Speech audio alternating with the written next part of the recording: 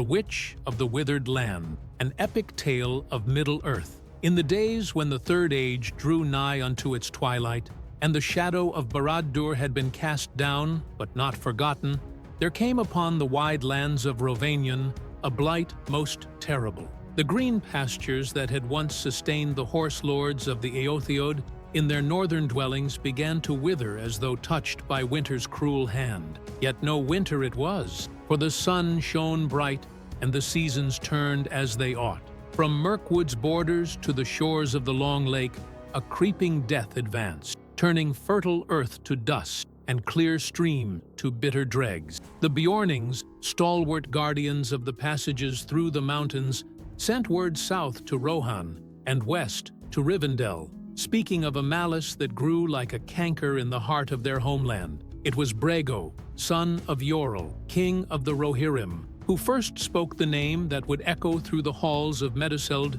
with dread, Morwen of the Withered Land. For in the dreams of his people came visions of a figure clad in tattered robes, the color of autumn's death, walking through their ancestral grazing grounds and leaving naught but barren waste in her wake. She moves as shadow moves, spoke Aldrich the Farseer, eldest of the horse lord's wise men, before the throne of Brego. Where her feet have trodden, no grass shall grow for 7 times 7 years. The very stones cry out in anguish at her passing. Yet what manner of being this Morwen might be, none could say with certainty. Some whispered she was a servant of the Dark Lord, lingering still though her master was cast down. Others claimed she was one of the ancient witches of Angmar, fled south when the Witch King met his doom.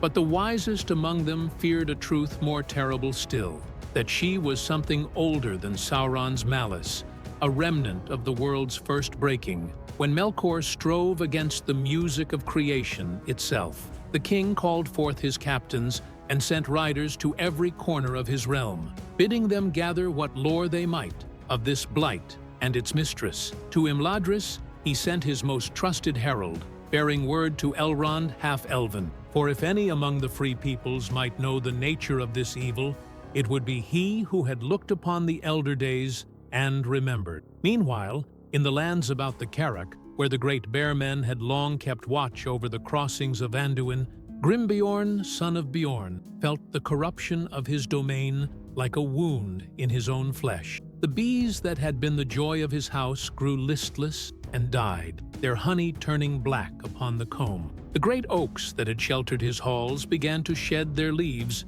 though summer was yet in its prime. It was upon a gray morning, when mist hung heavy over the waters of Anduin, that Grimbeorn first beheld her with his own eyes. She stood upon the eastern bank of the river, neither moving nor speaking, yet her very presence seemed to draw the life from all about her. She was tall and pale as bone, her hair flowing long and dark as a winter night. In her hands she bore a staff carved from wood that seemed to have never known the touch of leaf or flower, and about her brow was set a circlet of silver, green tarnished with age. When their eyes met across the rushing waters, Grimbeorn felt such a chill as he had not known since the darkest days of the War of the Ring. For in her gaze was neither malice nor hunger, but something far more terrible, a sorrow so deep and old that it seemed to encompass all the grief that had ever been or ever would be in the world. Then she raised her staff and spoke words in a tongue that predated the Eldarin speech, words that seemed to crack the very air. The river between them began to boil and steam, and fish rose belly up to float upon its surface. The corruption spread from that spot like ripples upon a pond, racing both north and south along Anduin's course. Grimbeorn shifted into his bear shape and roared his defiance across the water, but already she was fading like morning mist before the sun. Yet as she vanished, her voice came to him clear and cold. The wheel turns, son of Beorn. What was broken shall be whole again, though all the world burn in the remaking. 7 days after the herald of Rohan departed from Edoras, riding hard upon Folkred, swiftest of the Miaras, word came to the hidden valley. Lord Elrond read the tidings with growing darkness upon his brow, for though the name of Morwen was not known to him, the signs and portents spoke of a malice that stirred memories buried deep in the foundations of time. He called unto him Aristor, his chief counselor, and Glorfindel, mightiest of his household, and bade them search through all the scrolls and tablets of Imladris for any mention of such a withering curse. Through the night they labored, while owls called from the pine woods and the Bruinen sang its endless song. It was Aristor who found it at last, in a fragment of the Annals of the Kings, written in the Quenya of the Elder Day. In the year when Gil-galad took the crown of Lindon, there came out of the north a sorceress of the firstborn, one Morwinya the Accursed, who had in the wars of Beleriand chosen neither the part of Elrond nor of Elros, but had walked alone into the waste places. She bore with her the grief of Doriath's fall and the guilt of kinslaying, and wherever her steps led, the earth itself mourned with her. The king commanded that she be taken and bound, but she passed beyond the circles of the world and was seen no more. Morwinya, Elrond repeated slowly, tasting the ancient syllables. I remember now.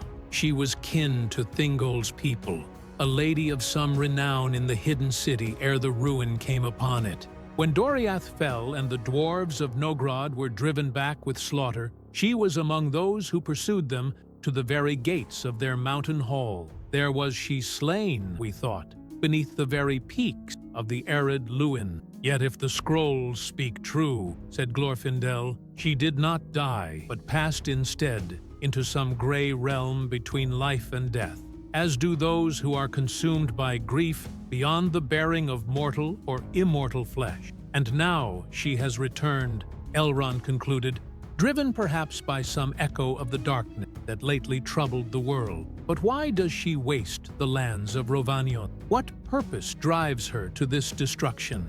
No answer came to them that night, though they pondered long upon the matter. At length, as dawn broke over the mountains, Elrond made his decision. He would ride north himself, taking with him those of his household who were mightiest in war and wisest in lore. For if indeed this was the same Morwinya who had walked in Beleriand of old, then she was beyond the strength of men to confront, and even the Eldar might find her a foe most dire. Word was sent forth that day to all the realms of the free people. To Thranduil in his woodland halls went swift-riding messenger, and to Lothlorien, where the Lady Galadriel yet dwelt in power. South to Minas Tirith rode the errand rider, bearing tidings to King Elessar, and west to the Grey Havens, where Hyrden kept his watch upon the sea. But before any could answer, there came to Rivendell another herald, this one from the north.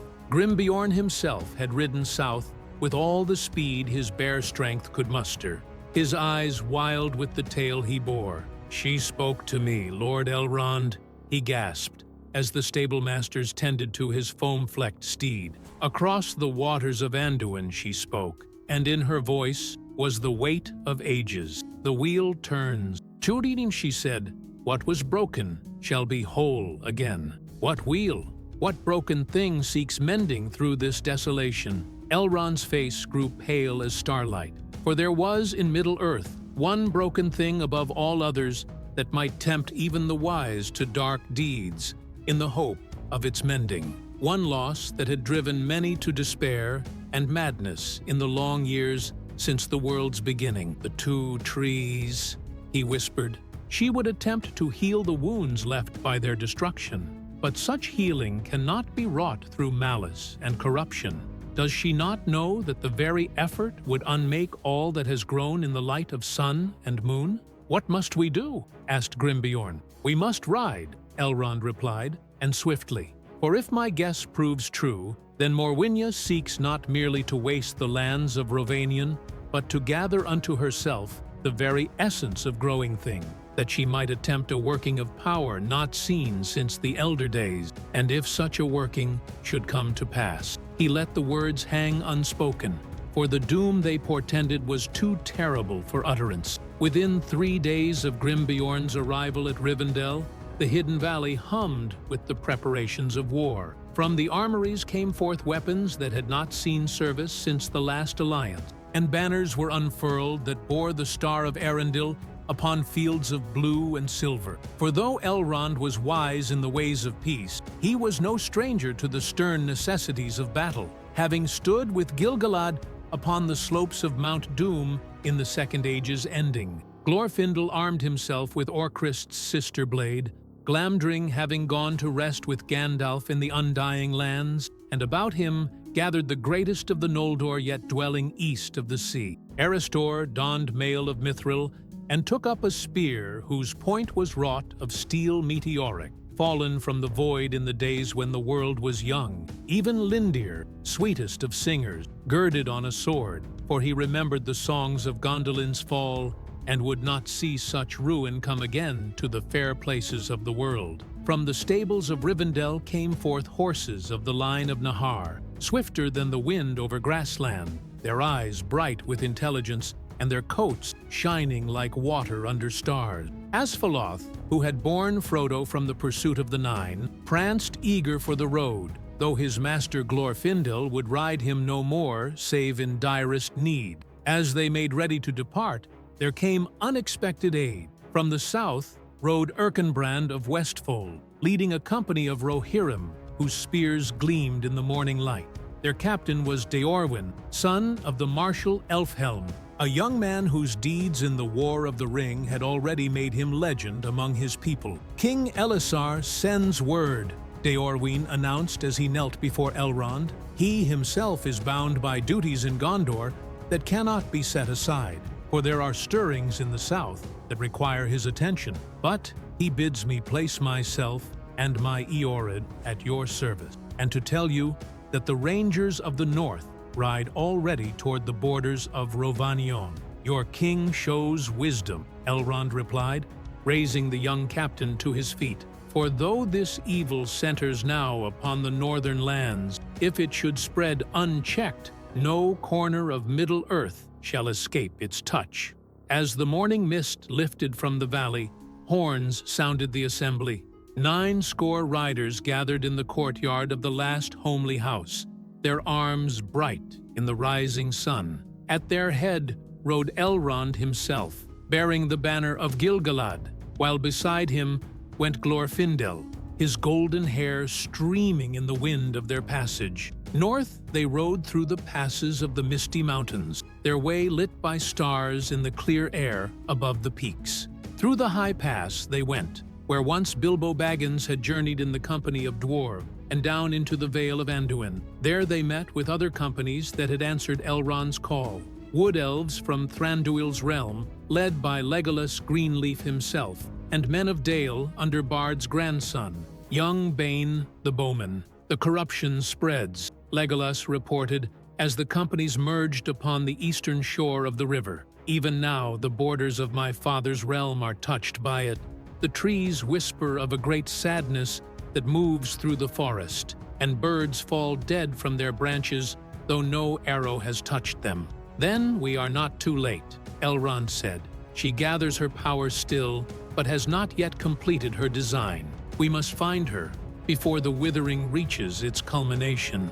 For 7 days they rode north through lands increasingly desolate, where once had been meadows rich with grass, now stretched expanses of gray dust, and the streams ran thick with sediment that choked the throats of their horses. Strange lights danced upon the horizon at night, green and sickly, and in the air hung the sound of distant weeping, as though the earth itself mourned its condition. On the 8th day, they came to the borders of what the men of Dale had begun to call the Deadland, where no living thing could endure. The very air here seemed thick and unwholesome, and even the stout hearts of the Rohirrim quailed at the desolation. Here the grass was not merely withered, but turned to ash that rose in choking clouds at their approach. Trees stood like gnarled fingers of bone, their bark blackened as though by fire, yet no flame had touched them. It was here that they first encountered the Watchers. These were creatures neither fully alive nor dead, tall and gaunt as famine itself, their eyes hollow pits that yet gleamed with malevolent light. They wore no armor and bore no weapons, yet their very presence was a blight upon the world. Where they walked, Even the dust beneath their feet crumbled into nothingness. "What manner of abomination is this?" Deorwyn whispered, his hand tight upon his sword hilt. "They are the Uleri," Elrond said, and his voice was heavy with old sorrow. "The grief wraiths, born of sorrows so deep that they consumed the very souls that bore them.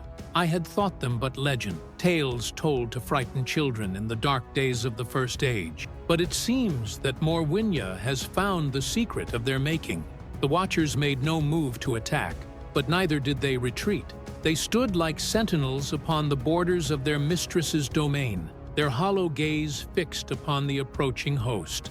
And in that gaze was a hunger not for life or blood, but for the very essence of joy itself, as though they would drain all happiness from the world and leave only the gray emptiness of their own existence. "Can they be fought?" asked Bane of Dale, notching an arrow to his bow. "They can be driven back," Glorfindel replied, "but not destroyed by any weapon wrought by mortal hand. They are creatures of despair itself, and while despair exists in the world, they cannot be wholly unmade. Then we shall face them with hope," Legolas said simply, and began to sing in the tongue of his people, a song of spring's returning and winter's ending.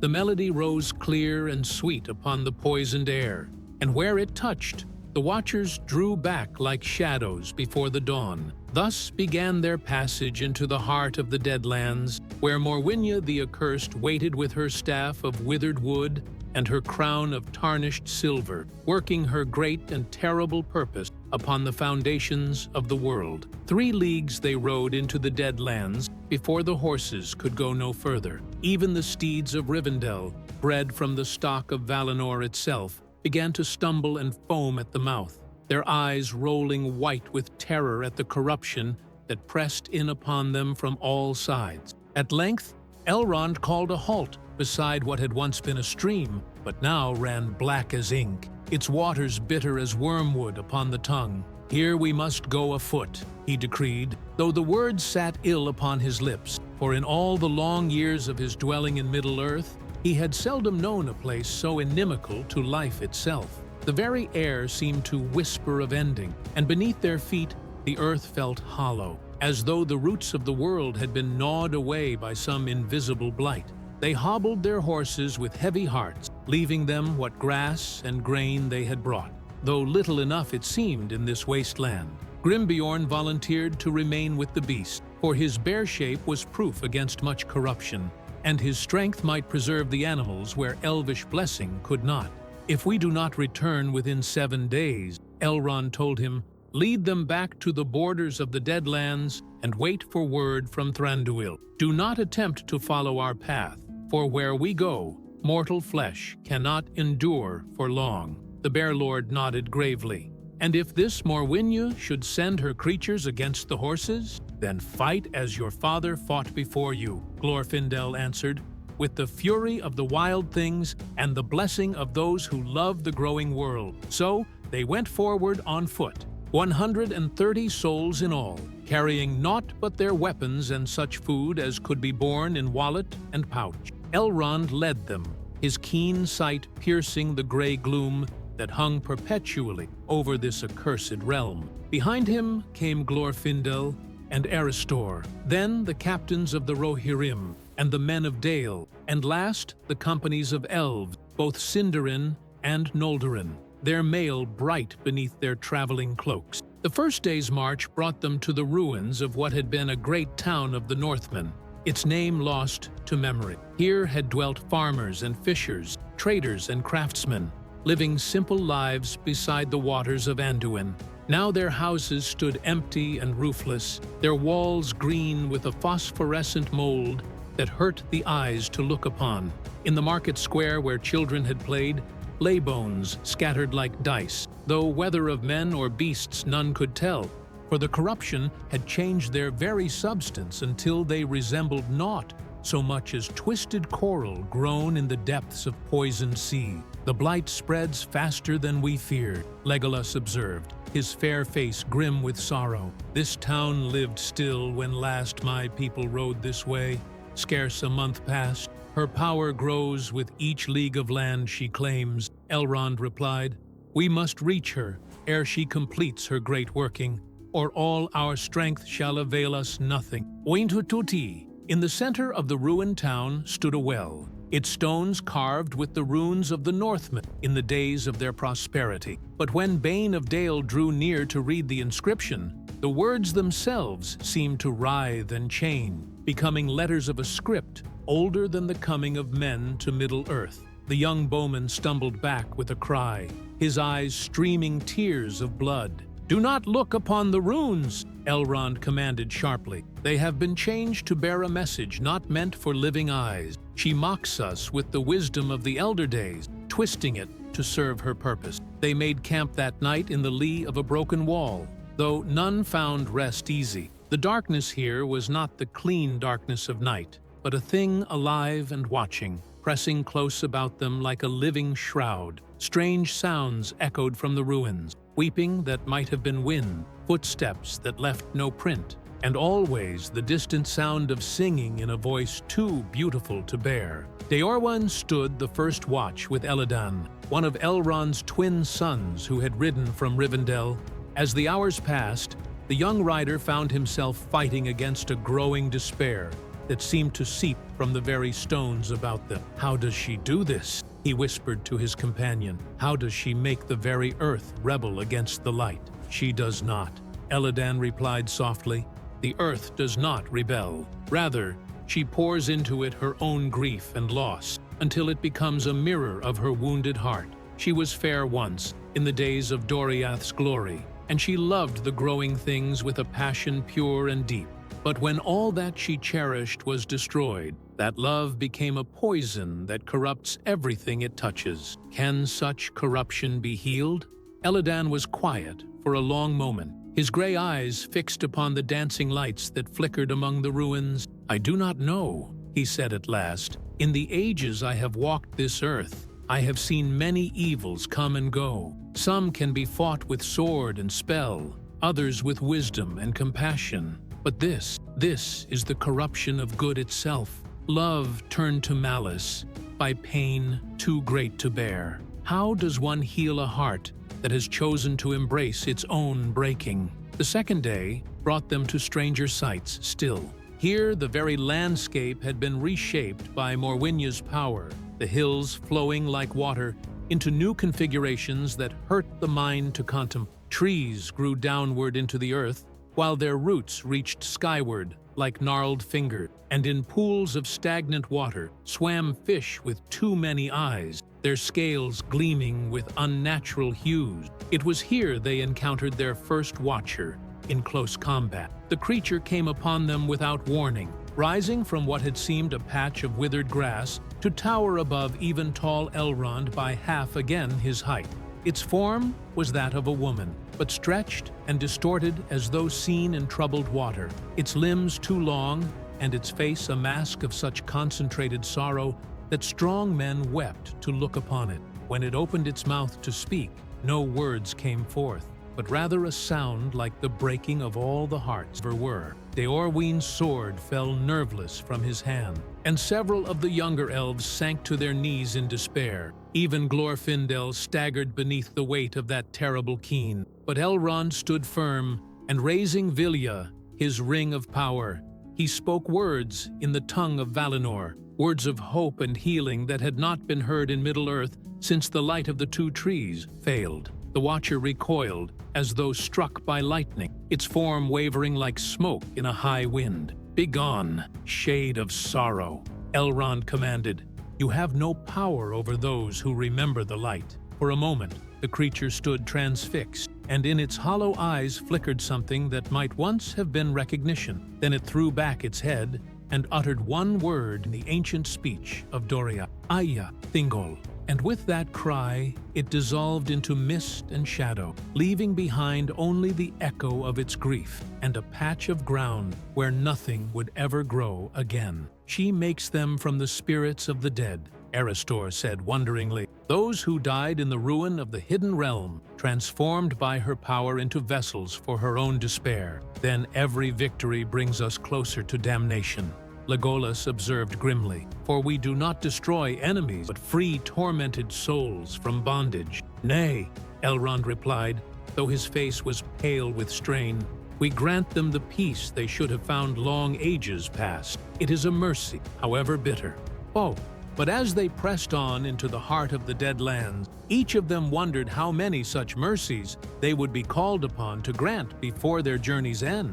On the morning of the fourth day, as they crested a ridge of black stone that cut across the wasteland like a blade, they beheld at last the seat of Morwinya's power. In a valley that had once been green and fair, there rose a tower of impossible height, its walls built not of stone or wood, but of crystallized sorrow itself. It gleamed with a pale light that was somehow darker than the shadows around it, and about its base swirled mists that carried within them the voices of all who had ever mourned. "Barad Nath," Elrond whispered, and in his voice was wonder and dread commingled. "The Tower of Lamentation. I had thought it but legend, a tale told by the survivors of Doriath's fall. It is real enough," Glorfindel said grimly, "and if the old songs speak true, it was built by the power of the Silmaril itself, in the days when Thingol wore it upon his brow. When the city fell and the jewel was lost, the tower was supposed to have vanished with it. Yet, here it stands," Legolas observed, "which means either the tale was false, or Morwinya has found the Silmaril," Erestor finished, his face grave with foreboding, "and uses its light to power her great working." The thought sent a chill through all their hearts, for if indeed she possessed one of the great jewels, then her power was beyond their strength to challenge. Yet they had come too far to turn back now, and the corruption spread further with each passing hour. As they descended into the valley, the air grew thick and cloying, heavy with the weight of accumulated grief. Here grew no grass nor flower, but instead, the ground was carpeted with a moss that glowed faintly with its own phosphorescence, and among its fronds scuttled creatures that might once have been beetles or spiders, but were now changed into forms that defied description. The tower dominated the valley like a needle of dark crystal thrust up from the earth's heart. Its walls were smooth as glass and black as midnight, yet within their depths swirled patterns of light that hurt the eyes to follow. No door could be seen at its base, nor window in its soaring height. Yet from its crown came a sound like the singing of a vast choir, beautiful beyond description, yet filled with such sadness that tears came unbidden to the eyes of all who heard it. "How do we enter?" Deorwin asked, his young voice tight with strain. "There seems no way in." "There will be a way," Elrond replied. "She will not hide from us now that we have come so far. This tower was built to be seen, to be wondered at and feared. She wants us to enter." Even as he spoke, the smooth wall of the tower began to change. Like water it flowed and shifted, until an archway appeared tall enough for even Grimbeorn in his bear shape to pass through. Beyond lay darkness deeper than the paths of the dead, yet from within came the sound of footsteps, slow and measured, as though someone walked with great weariness toward them. "She comes to greet us," Glorfindel observed, his hand upon his sword hilt. "Shall we wait for her here, or meet her within her own hall?" "We enter," Elrond decided, "but carefully and with all our strength ready to hand. Remember, she is of the firstborn, and her power has grown with age and sorrow. Do not look directly into her eyes, nor listen too closely to her words, for in both lies the weight of all the grief in the world." Into the tower they went, their footsteps echoing strangely in the crystalline halls. The walls here were formed of the same dark material as the tower's exterior, but within them moved shapes of light, like trapped stars, each one pulsing with its own rhythm of sorrow. Some of the company wept to see them, for in those lights they recognized the faces of loved ones long dead, caught forever in their moment of passing.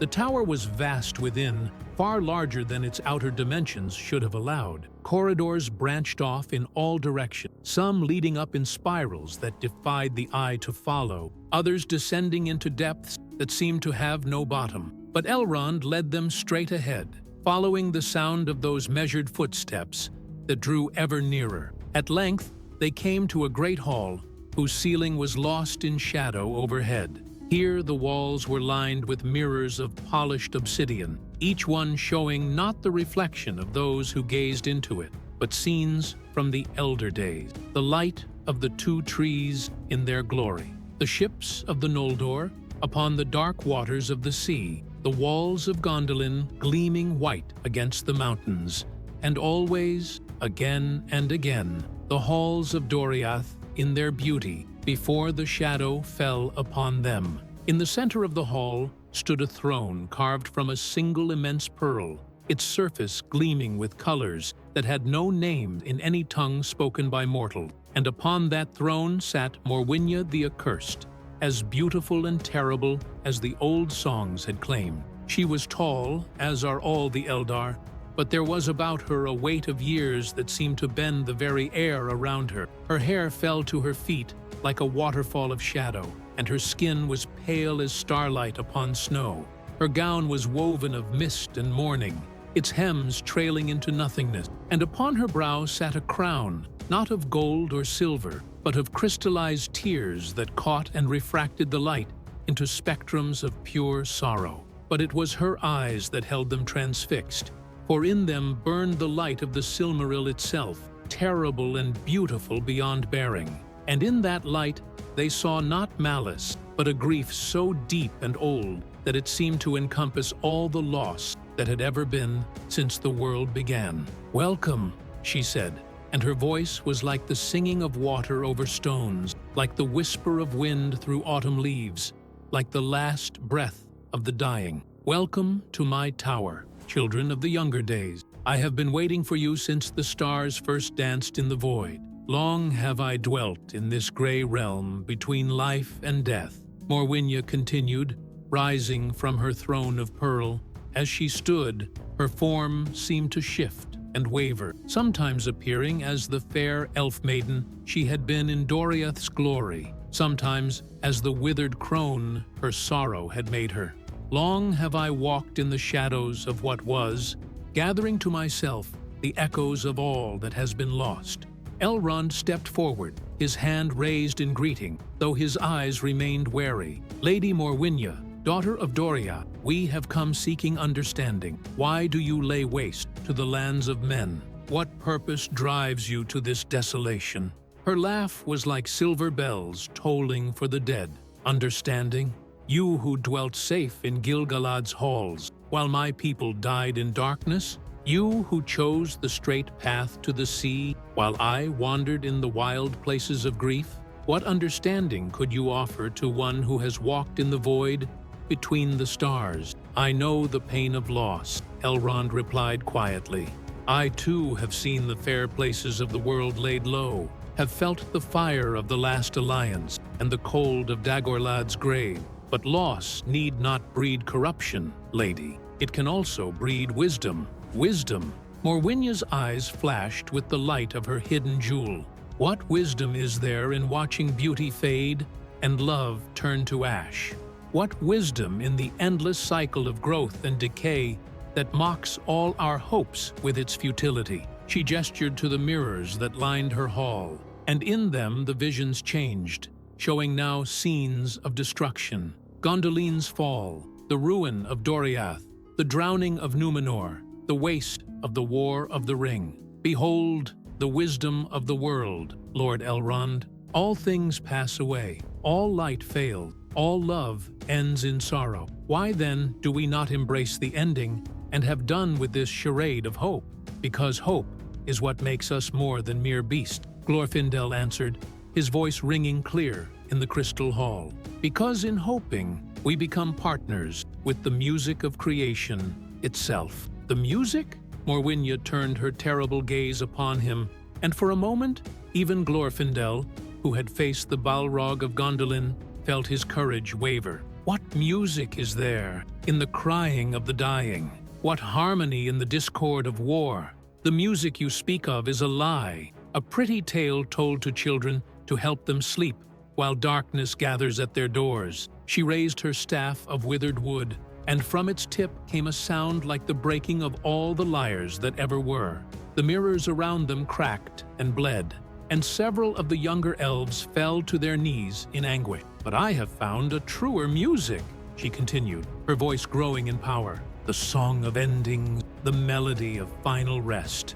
With each league of land I claim, I add another voice to my choir. Soon all Middle-earth shall sing with me, and then I shall have power enough for my great purpose." "And what purpose is that?" Aristor asked, though he had to force the words past lips gone dry with dread.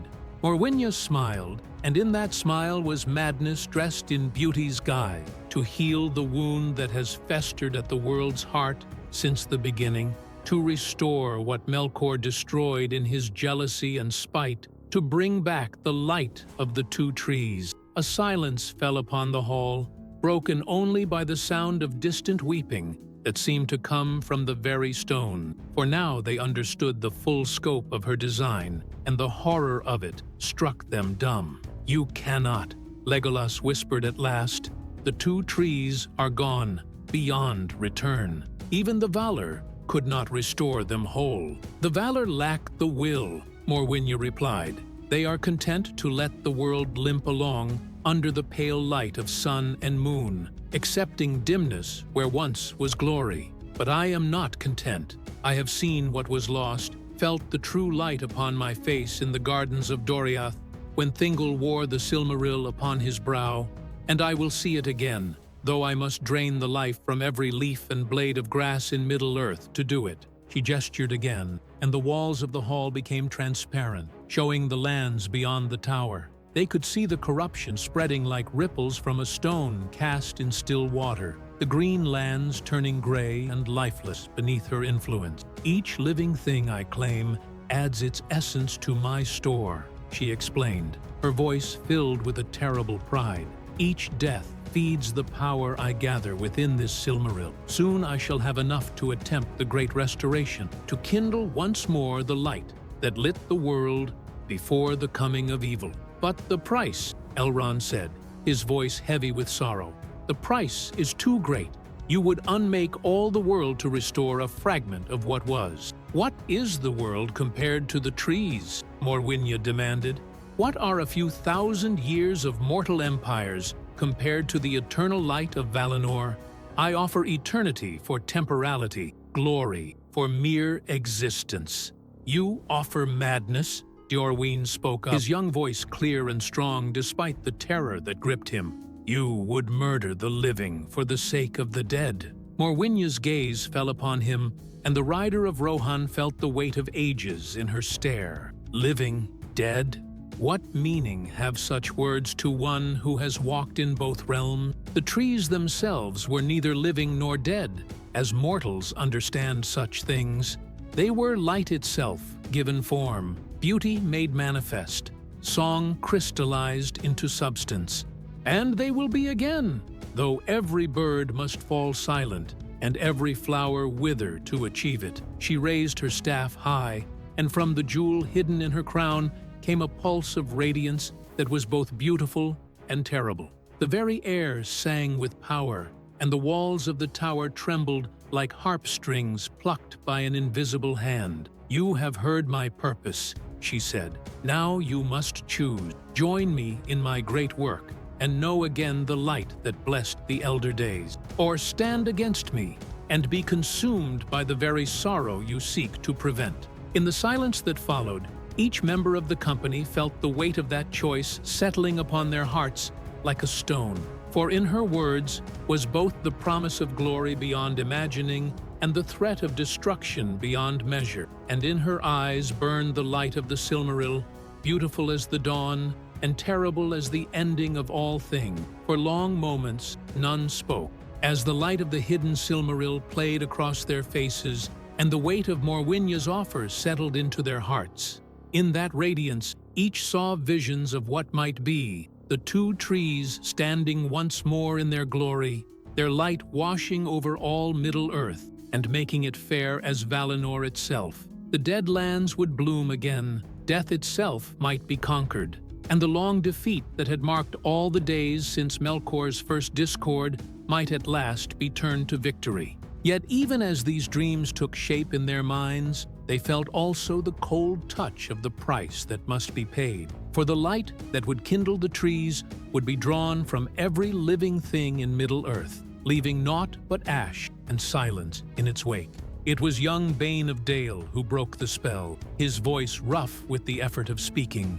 And what of those who come after? What of the children yet unborn, who will never know the touch of sunlight or the singing of birds? Do they mean nothing to you?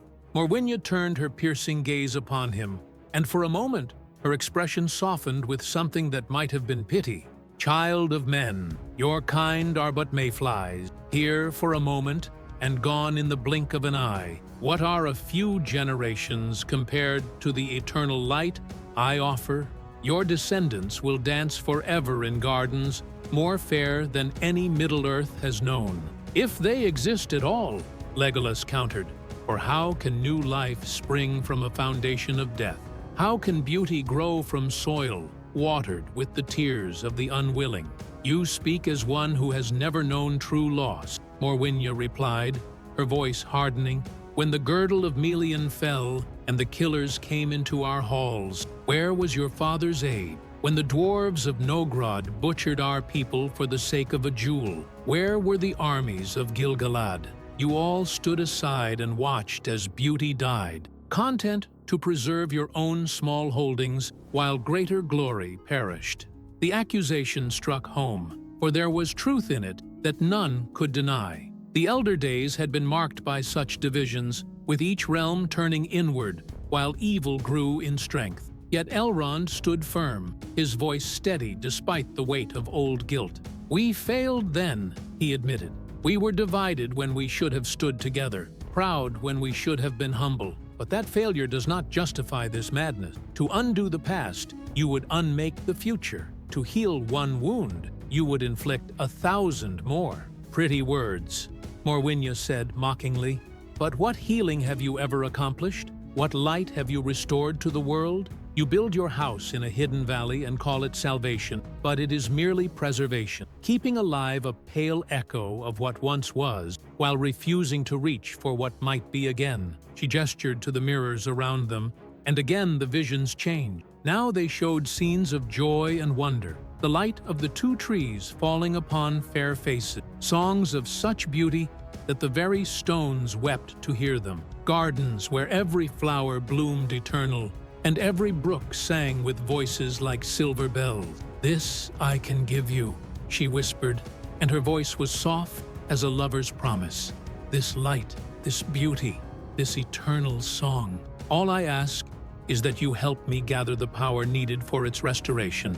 A few years of service, and then paradise eternal. Eorwyn found himself taking a step forward, his eyes fixed upon the visions in the crystal.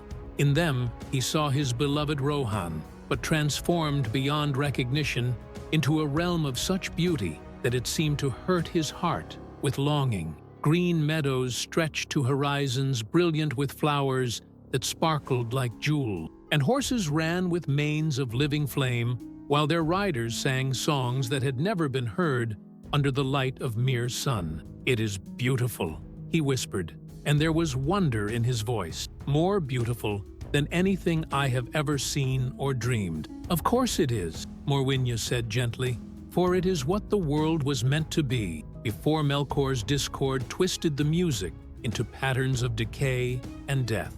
This is your true heritage, child of Eorl. This is what I offer to you and all your people. But even as the young rider stretched out his hand toward the vision, Glorfindel stepped between them, his own face set with grim determination. I, too, have seen such beauty, he said quietly. In Gondolin, when the sun rose over the encircling mountains, in Valinor itself, when I dwelt there between lives. And I tell you truly that beauty built upon the bones of the innocent is no beauty at all, but corruption, wearing a fair mask. You dare speak to me of corruption? Morwinya's voice rose to a shriek that made the crystal walls ring like bells. You who chose to return to Middle-earth rather than dwell in the Blessed Realm? You who left paradise to play at war with shadows? What do you know of the choices that must be made when all hope seems lost? I know that hope itself is more precious than any light." Glorfindel replied, "I know that the choice to love, even in the face of certain loss, is what makes us more than mere creatures of appetite and desire.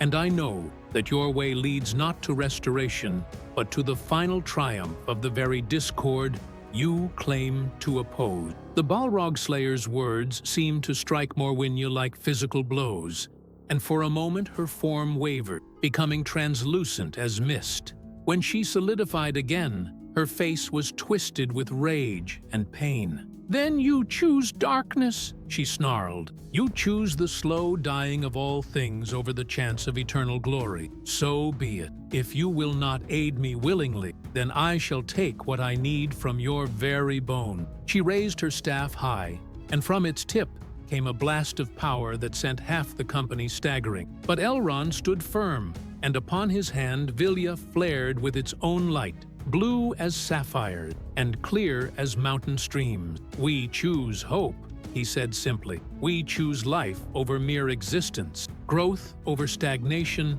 the chance of joy over the certainty of emptiness. And we will stand against you, daughter of Doriath, though the very stones rise up to bar our way." The battle lines were drawn at last, and in the crystal hall of Barad Nayeth, the fate of all Middle-earth would be decided. What followed was no battle, as mortal minds conceive of warfare, but rather a conflict of wills and powers that stretched beyond the bounds of flesh and steel. Morwinya raised her staff and spoke words in the tongue of creation itself, words that had not been heard since the Ainur first sang the world into being. The very air crystallized around her, forming shapes of living sorrow that swooped down upon the company like eagles made of frozen tears. Elrond answered with his own voice, raised in the Quenya of ancient days, weaving spells of protection that shimmered around his people like shields of starlight. Vilya blazed upon his hand, its power a barrier against the despair that sought to crush their hearts. Yet even his strength, great though it was, seemed small against the accumulated grief of ages that flowed from Morwinya's being. Glorfindel drew his blade, and its edge sang with fire that had been kindled in the forges of Gondolin. Where he struck, the creatures of crystallized sorrow shattered into fragments of light, but for each one destroyed, two more took its place. Beside him fought Legolas, his arrows finding targets that seemed to exist more in dream than reality, while the men of Rohan and Dale wielded sword and spear against foes that could wound the spirit as surely as steel could wound the flesh. But it was clear from the first moment that mortal weapon, however brave their wielders, could do little against the power that Morwinya had gathered. Her servants were not creatures of flesh and blood, but incarnations of loss itself, given form by her will and sustained by the endless well of her grief. To fight them was to fight against the very concept of ending. And how can that which lives do battle with the certainty of its own passing? "You cannot win," Morwinya called out, her voice echoing strangely in the crystal hall. "You fight against sorrow itself, and sorrow is the one constant in all the music of creation. Even the valor know grief. Even the one who made all things has felt the pain of discord in his song." As she spoke, the mirrors that lined the hall blazed with new visions, showing each member of the company their own deepest losses. Eorwyn saw again the death of his father, struck down by orc spears in the Pelennor field. Bane beheld the burning of Esgaroth, his grandfather's legacy turned to ash and smoke. The elves were shown the fading of the Elder Days, the slow retreat of their people to the Grey Havens, and the ending of all they held dear. One by one, the warriors began to falter as the weight of their own sorrows pressed down upon them. Swords grew heavy in nerveless hands, and shields were lowered as their bearers sank to their knees in despair. Even Eristor, wise in the lore of ages, found himself weeping for the beauty that was lost when the last ship sailed from the Grey Havens. Only Elrond stood firm, his will a rock against the tide of grief that sought to overwhelm them all. But even he felt the strain, for to resist Morwinya's power was to deny the very reality of loss. And who among the Eldar had not known the pain of watching beauty fade? "Look upon your champions, Lord of Riven," Morwinya said mockingly. "See how they crumble when faced with truth. How long can you stand alone against the weight of all the world's sorrow?" Tui. It was then that an unexpected voice rose in answer to her challenge. From among the fallen warriors came a sound that none had thought to hear in that place of despair. Laughter, clear and bright as silver bells in the morning. All eyes turned to see its source, and there, still standing despite the tears that streamed down his face, was young Bane of Dale. "You speak of sorrow as though it were the sum of all existence," he said, his voice gaining strength with each word. "But you are wrong. Sorrow is but one note in the great music, and not the loudest. I have known loss, yes. My grandfather died in the flames of Smaug's wrath. My father bears scars that will never heal. But I have also known joy. I have seen the sun rise over the long lake, heard the laughter of children in Dale's streets, felt the warmth of friendship and the hope of love to come." As he spoke, a light began to grow around him, not the cold radiance of the Silmaril, but something warmer and more alive. It was the light of courage in the face of darkness, of hope maintained despite all reason for despair. "You would trade all future joy for the memory of past glory," Bane continued, his words striking the crystal walls like hammer blows. "But memory is not life, and the dead cannot dance in your restored garden. You offer the perfection of ending, but I choose the imperfection of beginning." The light around him spread, touching his fallen comrades and lifting their spirits from the depths of despair. One by one they rose, their weapons finding strength again, their hearts remembering why they had come to this place of sorrow. Morwinya staggered as though struck a physical blow, her form wavering between beauty and decay. For the first time since they had entered her hall, uncertainty flickered in her ancient eyes. "Impossible," she whispered. "You are mortal. Brief as mayflies. How can your small spark outshine the accumulated grief of ages?" "Because it burns," Deorween answered, his sword once more steady in his hand. "Because it chooses to burn, despite the wind that would extinguish it. That choice, that defiance, is what makes us more than the sum of our sorrows." The battle was not over, but the tide had turned. For in that moment, Morwinya's greatest weapon, the overwhelming despair that had been her strength, became also her weakness. She had forgotten what it meant to hope against hope, to love despite the certainty of loss. And in forgetting, she had lost the very thing she sought to restore. Yet still she was mighty, and still the Silmaril burned upon her brow. The War of Sorrows was far from won, and the greatest revelation was yet to come. As the tide of battle shifted, Morwinya's composure cracked like ice beneath spring's first warm breath. Her carefully maintained facade of ethereal beauty began to slip, revealing glimpses of the terrible truth that lay beneath. Her flesh flickered between fair and foul, sometimes showing the radiant elf maiden of Doriath's glory, other times the withered husk that grief had made of her.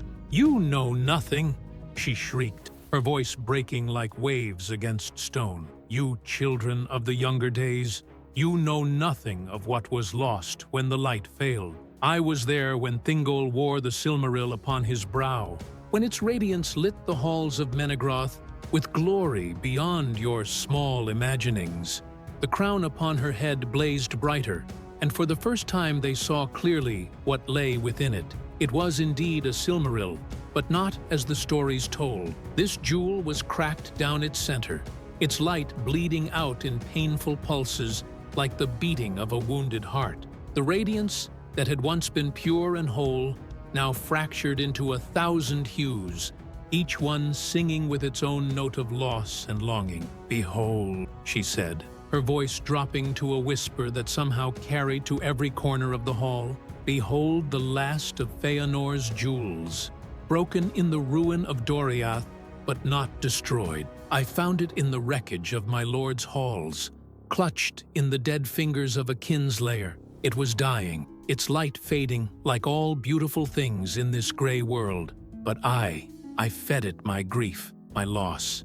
my endless years of wandering. I kept it alive with the very sorrow that destroyed me. Elrond's face went pale as understanding dawned. You did not find the Silmaril, he said slowly. You became it. Your essence and its light are so intertwined that neither can exist without the other. At last, wisdom from the wise, Morwenna said bitterly.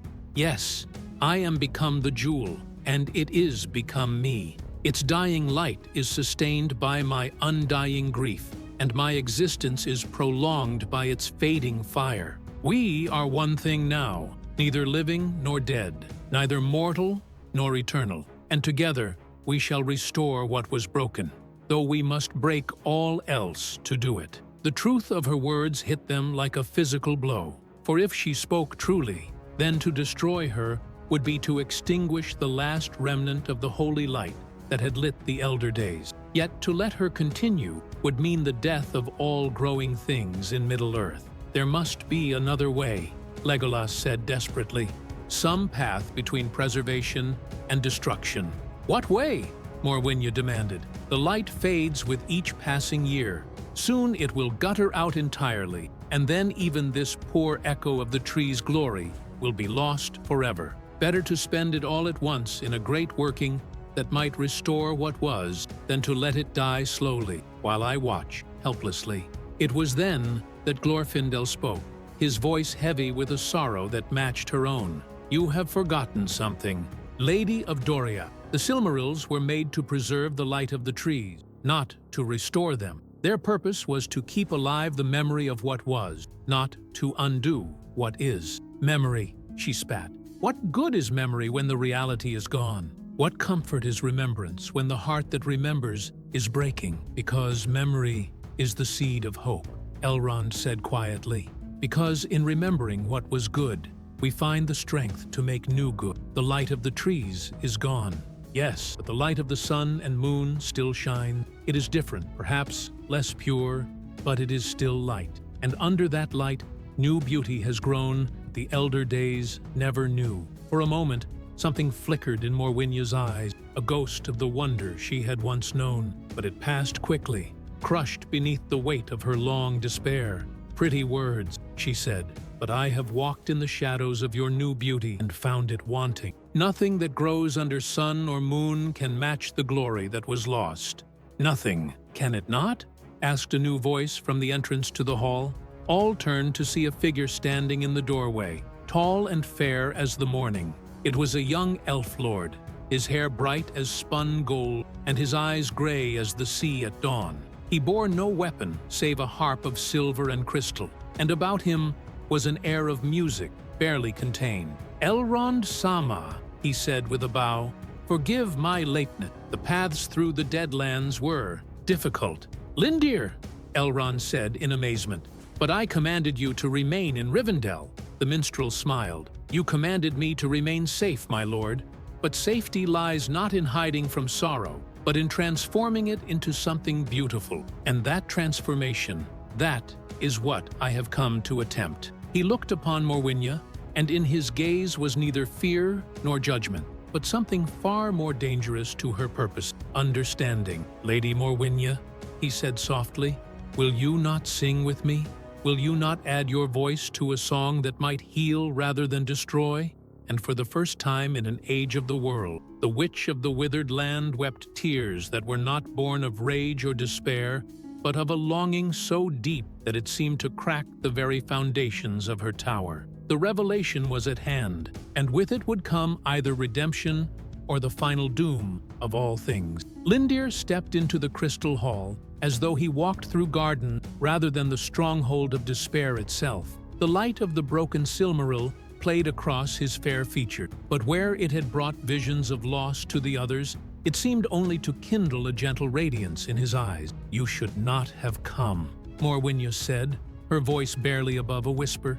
This place is death to music, poison to all that is fair and bright. On the contrary, Lindir replied, raising his harp and touching the strings with fingers light as falling snow. This place hungers for music more than any other in Middle-earth, for where sorrow dwells deepest, there the need for healing song is greatest. A single note rang out, pure and sweet, echoing strangely in the crystalline chamber.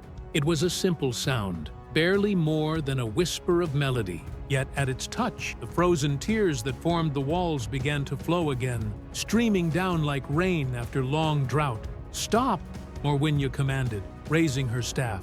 "I will not have my grief mocked by pretty tunes." "I do not mock," Lindir said gently, his fingers continuing to dance across the strings. "I honor. For grief, honestly felt, is sacred, and sorrow born of love is holy. But grief that devours itself becomes something else, a poison that corrupts the very thing it seeks to preserve." The melody grew, joined by harmonies that seemed to come from the air itself, and slowly, impossibly, other voices began to join it. From the mirrors came the sound of singing, as the trapped images of the lost began to find their voices again. Not the keening wail of despair that had echoed through the tower before, but something infinitely more complex. A song that acknowledged loss while affirming life, that honored the dead while blessing the living.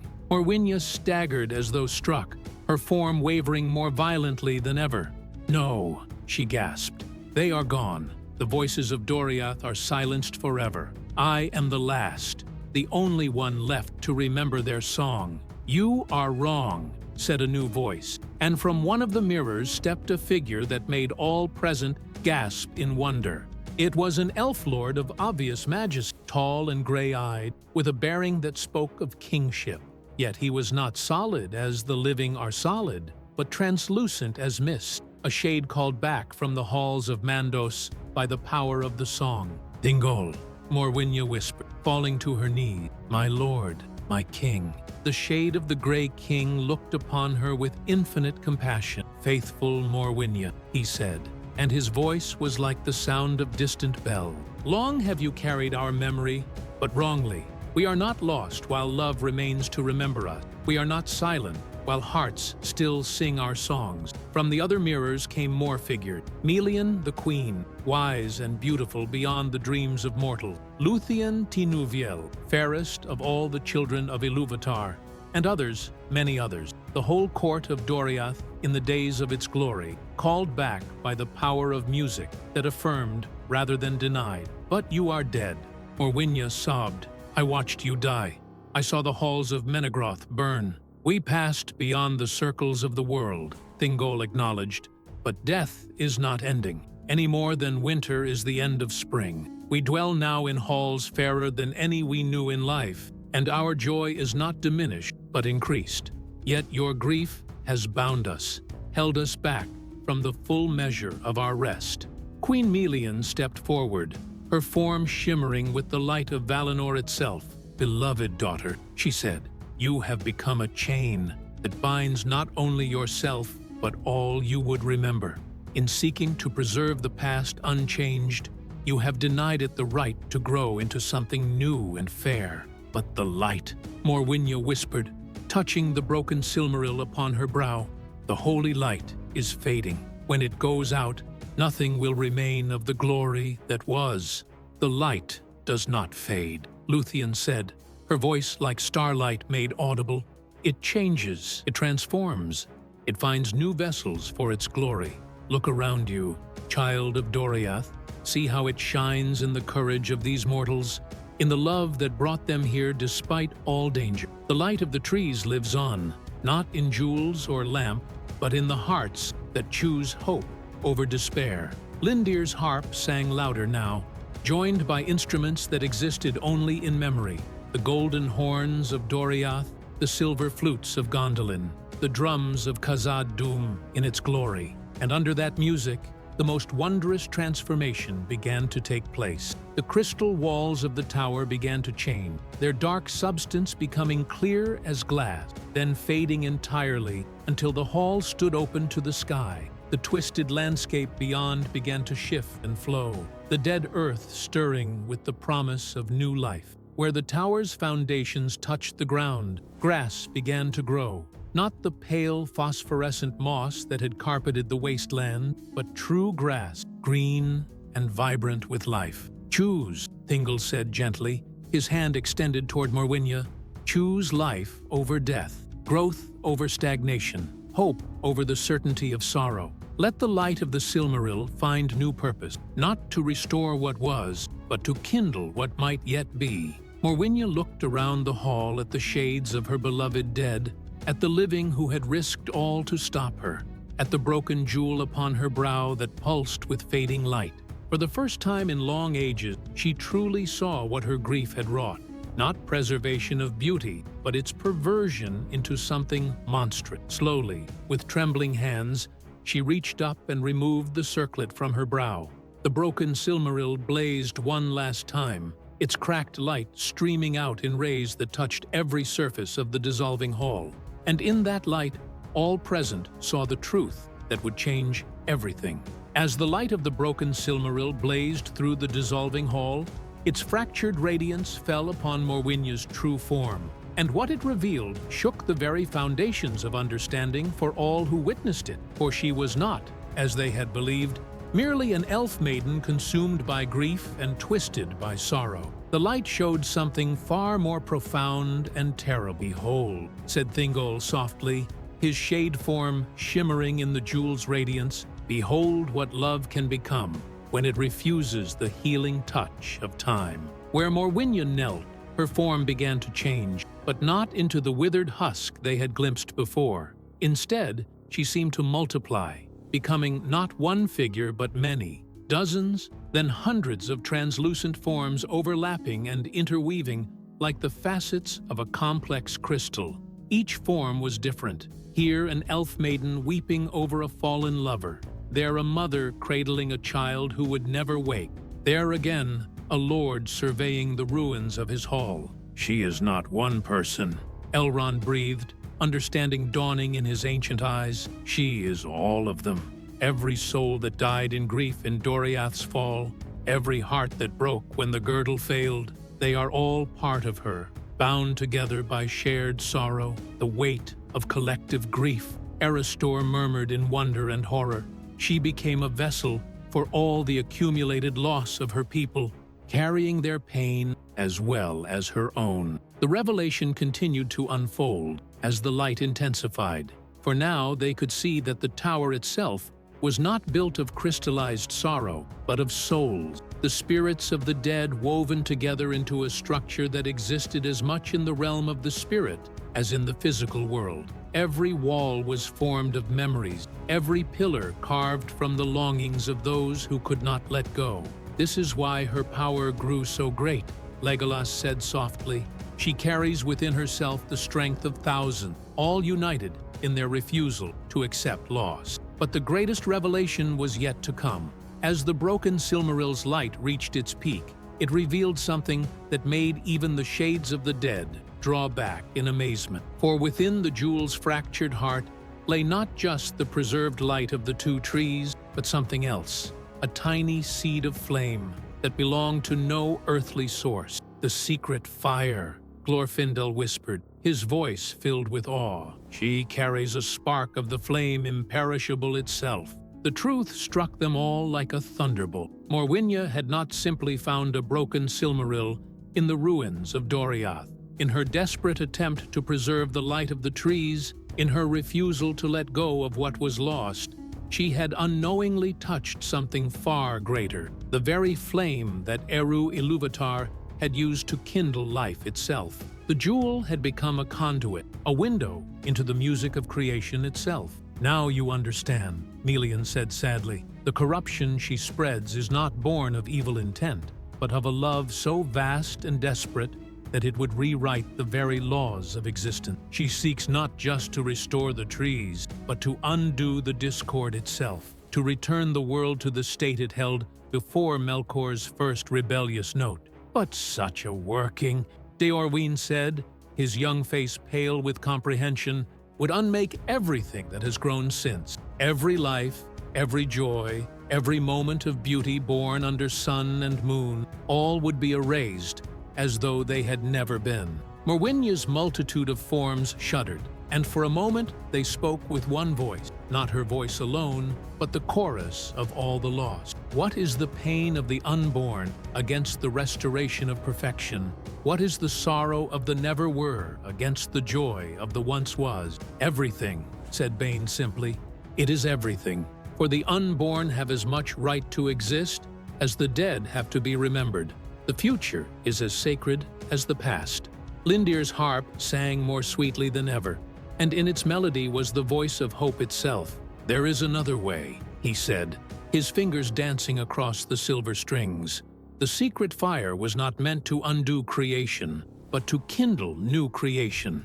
The light need not be spent in restoring what was. It can be given freely to nurture what might yet be. The shades of Doriath's court drew closer, their forms becoming more solid as understanding grew. Release us, Thingol said gently to the weeping multitude that was Morwinya. Release us to the peace we have earned, and release yourself to the healing you have too long denied. But if I let go, the chorus of voices whispered, if I stop holding on, then truly you will be gone forever. No, Luthien said, her starlight voice filled with infinite love. We will be transformed. As all things must be transformed in the great music, our love will live on, not as chains binding the present to the past, but as blessings upon the future. Our light will shine, not in jewels and lamps, but in the deeds of those who remember us with joy rather than sorrow. The moment of choice had come at last. The secret fire waited within the broken Silmaril, ready to be spent, either in a vain attempt to undo time itself, or in the greater work of blessing the world as it was and as it might become. The fate of all Middle-earth hung upon that choice, and the weight of decision rested in the hands of one who had carried sorrow too long, and loved too deeply, and grieved beyond the bounds of wisdom. In the silence that followed Luthien's words, all the world seemed to hold its breath. The light of the secret fire pulsed within the broken Silmaril, each beat like the heart of creation itself. The choice lay before Morwinya, or rather, before the multitude of souls that had become her, and upon that choice would turn the fate of all that was or ever would be. For long moments she knelt there, her myriad forms flickering between clarity and dissolution. The weight of ages pressed down upon her shoulders, the accumulated grief of thousands of deaths, the memory of beauty destroyed and light extinguished. Yet now, for the first time since the fall of Doriath, she was not alone with that burden. The shades of her beloved dead stood around her, no longer prisoners of her sorrow, but willing counselors in her moment of choice. I am afraid, the multitude whispered, and in those words was all the terror of letting go, of stepping into the unknown future without the familiar comfort of cherished pain. If I release this power, if I let the past truly die, what surety have I that anything of value will remain? None, Elrond said quietly, stepping forward to kneel beside her. There is no surety in hope, no guarantee in love. That is what makes them precious. They are gifts given freely, without promise of return. Lindir's harp sang soft and low, weaving a melody that spoke of dawns after the darkest nights, of flowers blooming in the ruins of ancient cities, of children's laughter echoing in halls where once heroes died. But look around you, he said gently. See what has grown, even in this place of sorrow. The very fact that we are here, that we came to stop you, because we love the world too much to see it unmade, is that not proof that beauty persists, that love endures, that light finds new vessels for its flame? One by one, the members of the company stepped forward, each offering their own testimony to the worth of the world as it was. Deorwine spoke of sunrise over the mark, and the songs of the Rohirrim around their evening fires. Bane told of the rebuilding of Dale and the joy of children born free from the shadow of the dragon. Legolas sang of new growth in Mirkwood, where once the necromancer's darkness had reigned supreme. Even the dead added their voices to the chorus.